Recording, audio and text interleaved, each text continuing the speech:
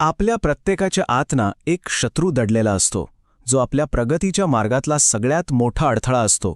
चला आज त्याचीच ओळख करून घेऊया. कधीकधी आपण स्वतःलाच हा प्रश्न विचारायला हवा की आपलं आयुष्य जे काही बिघडतंय त्याला जबाबदार आपणच तर नाही ना. हा प्रश्न जरा अवघड आहे, मान्य आहे, पण यावर विचार करणं खूप गरजेचं आहे. विचार करून बघा. ठरवलेलं असतं की सकाळी लवकर उठायचं, पण नाही उठवत. पैसे वाचवायचे असतात, पण भलताच खर्च होऊन जातो. जवळच्या माणसांवर प्रेम व्यक्त करायचं असतं, पण रागाच्या भरात सगळं विस्कटून जातं. हे असं आपल्या सगळ्यांबरोबर घडतं नाही का? मग आपण काय करतो?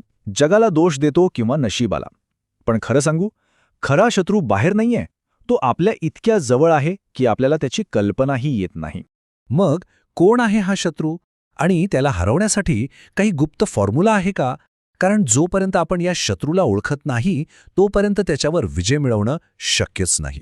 तर या सगळ्या प्रश्नांचं उत्तर हजारो वर्षांपूर्वीच्या एका महान ग्रंथामध्ये म्हणजे भगवद्गीतेमध्ये दडलेलं आहे. एक असं रहस्य जे आजही तितकंच खरं आणि प्रभावी आहे. भगवद्गीतेच्या 6व्या अध्यायातला हा 5वा श्लोक बघा. तो आपल्याला मार्ग दाखवतो.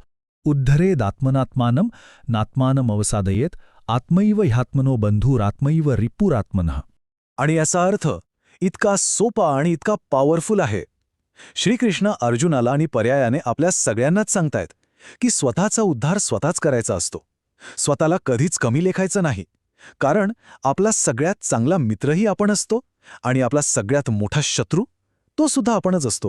म्हणजे बघा, श्रीकृष्ण इथे सगळीच्या सगळी जबाबदारी थेट आपल्या खांद्यावर टाकतायत. दुसऱ्या कोणालाही दोष द्यायला इथे जागाच ठेवलेली नाहीये.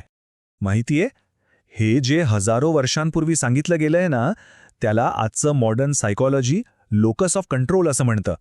म्हणजे काय तर काही लोक असतात जे प्रत्येक चुकीसाठी बाहेरच्या गोष्टींना दोष देतात.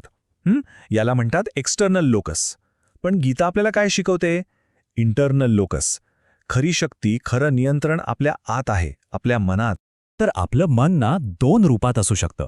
जेव्हा ते आपलं ऐकतं म्हणजे त्यात शिस्त असते, फोकस असतो, आत्मविश्वास असतो, तेव्हा ते आपला सगळ्यात चांगला मित्र बनतं. पण जेव्हा तेच मन आपल्याला आळस, भीती आणि शंकाकुशंकांच्या जाळ्यात अडकवतं, तेव्हा तेच आपला सगळ्यात मोठा शत्रू होऊन बसतं.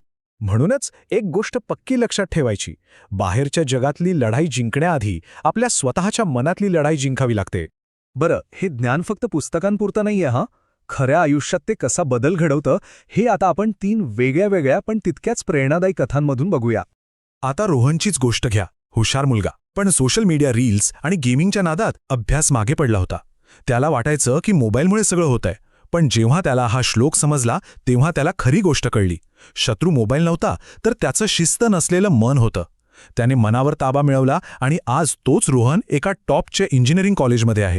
किंवा संगीता कर्जाच्या ओझ्याखाली दबून डिप्रेशनमध्ये चालली होती, पण गीतेतल्या उद्धरेदात्मानात्माना म्हणजे स्वतःचा उद्धार स्वतःच कर या विचाराने तिला आतून हलवलं. तिने स्वतःला बिचारी समजणं बंद केलं आणि एक योद्धा बनली. नवीन स्किल्स शिकली आणि आज ती कर्जमुक्त होऊन अभिमानाने आयुष्य जगते. अविनाशचं उदाहरण तर अजूनच वेगळं. त्याचा संशयी स्वभाव, ओव्हर थिंकिंग याने त्याचं लग्न तुटण्याच्या मार्गावर होतं. त्याच्या नात्याचा शत्रू बाहेर कोणी नव्हता, त्याचे स्वतःचेच विचार होते. जेव्हा त्याला कळलं की आत्मैव रिपुरात्मनः म्हणजे मीच माझा शत्रू झालोय, तेव्हा त्याने मनाला शांत करायला सुरुवात केली. संशयाची जागा प्रेमाने घेतली आणि त्याचं नातं वाचलं. या कथांमधून एकच गोष्ट सिद्ध होते: खरी लढाई आणि खरी शक्ती आपल्या आतच आहे. तर मग आज निवड कोणाची करायची? आपल्या आतल्या मित्राशी की आपल्या आतल्या शत्रूची?